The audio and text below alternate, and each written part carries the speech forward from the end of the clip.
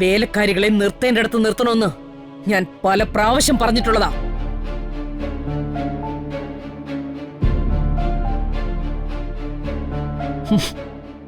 അവളുമാരെ തോളത്ത് കയറ്റി ഇരുത്തിയതിന്റെ ഫലമാ ഇപ്പൊ അനുഭവിക്കുന്നത്.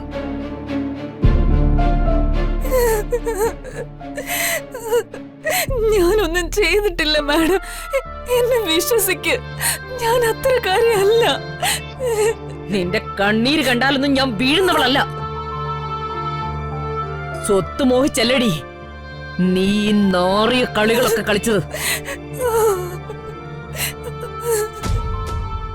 എന്റെ മകനെ പാട്ടിലാക്കി ഈ രമാനിലയത്തിലെ റാണിയായിട്ടങ്ങ് വാഴാമെന്ന് കരുതിയല്ലേ? രമേ, ചിന്നു ഈ വീട്ടിലെ അടുക്കളക്കാരിയായിരിക്കാം. അതിനർത്ഥം ചിന്നുവിന് അന്തസ്സും അഭിമാനവും ഇല്ലെന്നല്ല. പിന്നെ എൻഗേജ്മെന്റ് കഴിഞ്ഞ പയ്യനെ മുറിയിലേക്ക് വിളിച്ചു കയറ്റി മുറി അടച്ചു നിൽക്കുന്ന ഇവളെ ശീലാവതി എന്ന് വിളിക്കണം.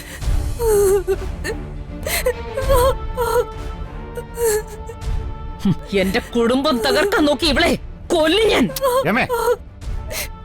എന്തൊക്കെയാ ഇവിടെ നടക്കുന്നത്? എനിക്കൊന്നും അങ്ങോട്ട് മനസ്സിലാകുന്നില്ല. മനസ്സിലായില്ലെങ്കിൽ മനസ്സിലാക്കി തരാൻ രമാദേവി ഉണ്ടല്ലോ. ഓരോ വിഷയത്തിനെയും നമ്മൾ എങ്ങനെ കാണുന്നു എന്നുള്ളതാണ് പ്രധാനം. ചിന്നുവിനെ എനിക്കറിയാം. അവളൊരു മോശപ്പെട്ട പെൺകുട്ടിയൊന്നുമല്ല. ഇപ്പൊ എല്ലാവർക്കും കാര്യം മനസ്സിലായി കാണുമല്ലോ. എനിക്കെല്ലാം മനസ്സിലാവുന്നുണ്ട്. എന്റെ ഭർത്താവിന് സ്വന്തം മകന്റെ ഭാവിയേക്കാൾ വലുതാണ് അടുക്കളക്കാരിയോടുള്ള സിമ്പതി.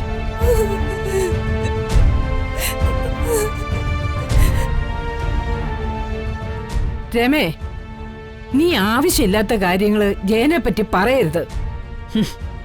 ഇവിടെ കുറച്ച് കാര്യങ്ങളെങ്കിലും എല്ലാവർക്കും അറിയാം.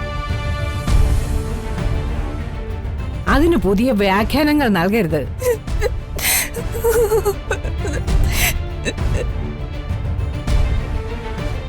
നിങ്ങൾക്ക് ഇവളെ കുറിച്ച് ഒന്നും അറിയില്ല. ഈ നിൽക്കുന്ന ചിന്നു എന്ന കല്യാണി ആരാണെന്നേ എനിക്ക് നന്നായിട്ട് അറിയാം.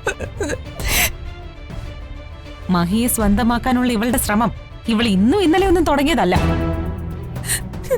ദക്ഷ മാഡം, ഞാൻ ഈ വീട്ടിലെ വേറൊരു ജോലിക്കാരി മാത്രമോ? അതിൽ കവിഞ്ഞ് ഒരു ബന്ധം എനിക്ക് മൈസാറുമായിട്ടില്ല, സത്യമായിട്ടും ഇല്ല. നിർത്തടി. നീ ആവശ്യമില്ലാത്ത കാര്യങ്ങൾ പറഞ്ഞു പ്രശ്നം കൂടുതൽ വഷളാക്കരുത്. മഹി മിണ്ടരുത്. ഒരു വേലക്കാരി പെണ്ണ് മുതലാളിയോടൊപ്പം കാറിൽ കോളേജിൽ പോവോ? പോരാത്തതിന് കാറിന്റെ പിൻസീറ്റിലല്ല ഫ്രണ്ട് സീറ്റിൽ ഇരിക്കുന്നു. കളിച്ചും ചിരിച്ചും രണ്ടാളും കൂടി ക്യാമ്പസിൽ വന്നിറങ്ങുന്നത് കോളേജിൽ ചർച്ചാ വിഷയമാ. അതും പ്രൊഫസറും സ്റ്റുഡന്റും. ഇവളെ മഹാകള്ളിയാ. എന്തോ കാണിച്ച് ഇവള് മഹി മയക്കി എടുത്തിരിക്കുക. ഇവളെ കൊല്ലണം. രക്ഷേ, നിർത്ത്. എന്റെ പെങ്ങളെ പറ്റിയും എന്റെ കൂടെ കോളേജിൽ പഠിക്കുന്ന കല്യാണിയെ പറ്റിയും എനിക്ക് വ്യക്തമായിട്ട് അറിയാം. അതുകൊണ്ട് പറയാ, ഈ നിൽക്കുന്ന മഹിസാറ് കോളേജിൽ ഒരു അധ്യാപകനാണ്. അധ്യാപകനോടൊപ്പം ഒരു വിദ്യാർത്ഥി കോളേജിലേക്ക് വരുന്നത് തെറ്റായിട്ട് ആ കോളേജിൽ ആരും കാണാൻ പോകുന്നില്ല.